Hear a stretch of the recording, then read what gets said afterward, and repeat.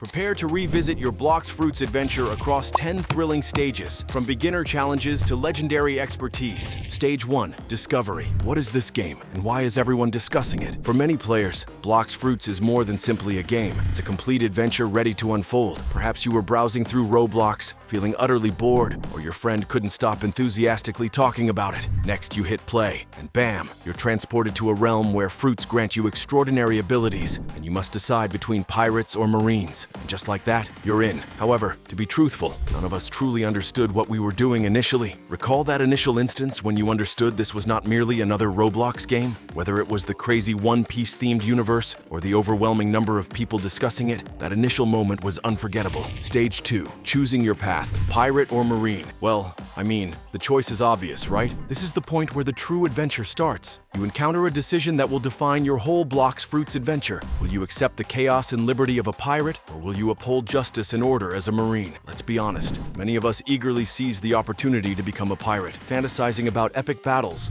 mighty fruits, and navigating the open ocean like the next pirate king. However, there's always that one friend who chooses marine just to stand out. We observe you. Certain players approach this choice with great seriousness, creating detailed backstories for their characters, while others select based on which outfit appears more stylish. Let's face it, how many of you truly read the description before clicking? Or did you simply press the button and wish for a good outcome? So what option did you select? Are you a bold pirate or a trained marine? Leave a comment below and tell us your reasons. Stage 3. The grind begins. Okay, let's go take down some bandits. Hold on, why is this moving so slowly? This is the moment you understand that Blox Fruits isn't only about flashy abilities. It's about hard work. And wow, does it strike you strongly? You begin brimming with enthusiasm, believing, I can handle this. After completing 10 quests, you find yourself re-evaluating your life decisions. Why does it take so long to defeat each bandit? Why does advancing to the next level feel like ascending a mountain while wearing ankle weights? But hey, it's all a part of the adventure. The instant you ultimately attain that subsequent level, sheer joy. And we shouldn't overlook the excitement of obtaining your initial fruit. You might have assumed it would make you extremely strong right away,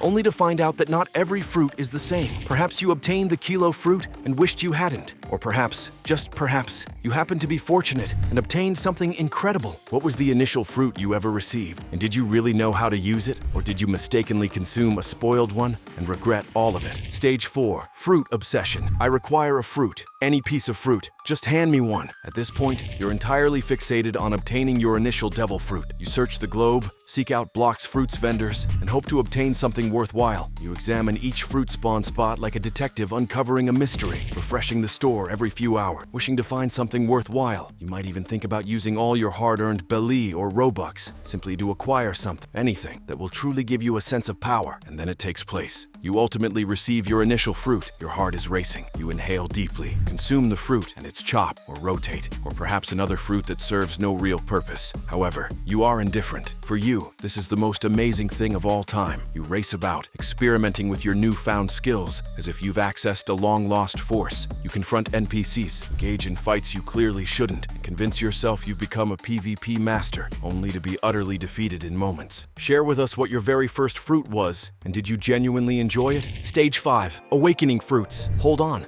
I can enhance my fruit even more? This is the point where the game shifts from enjoyable to truly addictive. You begin to explore awakening, also known as enhancing your fruit to a higher level. All of a sudden, you find yourself on a quest, working tirelessly to unleash those powers and grow even stronger. What distinguishes an awakened fruit from a non-awakened one? Day and night. The first moment you learn about awakenings, it feels like finding a secret level in a game you believed you had conquered. You observe skilled players obliterating foes with astonishing maneuvers, and all at once, present fruit seems lackluster. You require this strength. Therefore, you begin the extensive process of gathering fragments, perfecting raids, and naturally, enduring the harsh task of awakening each ability individually. Every update feels like opening an entirely new game. Then, that instant arrives. Your initial awakened action. What's the damage? Crazy. The visuals? Perfect. The emotion? Complete control. But here's the actual question. Was the effort justified? Inform us. What was the initial fruit you ever discovered? Was the effort worth it? Stage 6. Exploring new seas. First sea was charming, but what about the second sea? Now that's a tough task. After battling your way through the first sea, finally reach the second sea. And wow,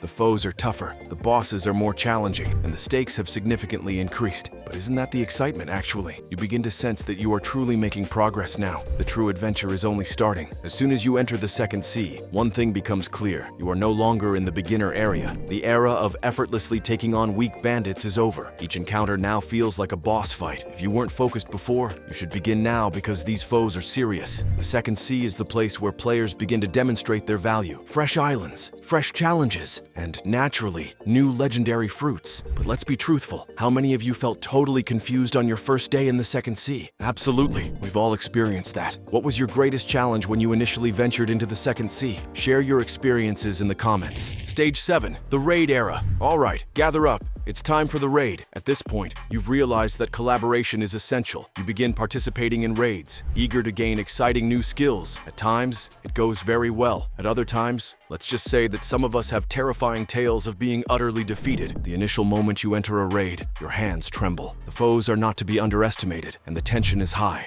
You're evading, maneuvering, and launching assaults as if your existence relies on it because, frankly, it sort of does. And then, kaboom! One misstep, and your whole team is lost, just in that manner. Have you ever been the final person left, feeling anxious as everyone yells at you in the chat? Indeed, we've all experienced that. When you ultimately triumph, that instant is sheer enchantment. The thrill of discovering a strong fruit or gaining a new skill following a fierce fight. There's no comparison to it. The thrill, the collaboration, the last-minute saves, it's what makes raids so iconic. Have you ever experienced a raid that went disastrously wrong? Share with us your most hilarious raid failure experience. Stage 8, Race Evolution. It's time to evolve once more. At this point, you're not merely strong, you're fundamentally unique. You've battled through the oceans, perfected your ability, and defeated your foes. However, there's still something lacking. Next, you learn about the evolution of races. Once you obtain that initial upgrade, everything shifts. How fast are you? Quicker. Your strength? Crazy. What's your flex? Unequaled. You begin wondering, is this actually necessary? But then you witness a V4 user wipe out a whole team in moments. That's when it falls into place. This is necessary for you. The hustle starts anew. Challenges,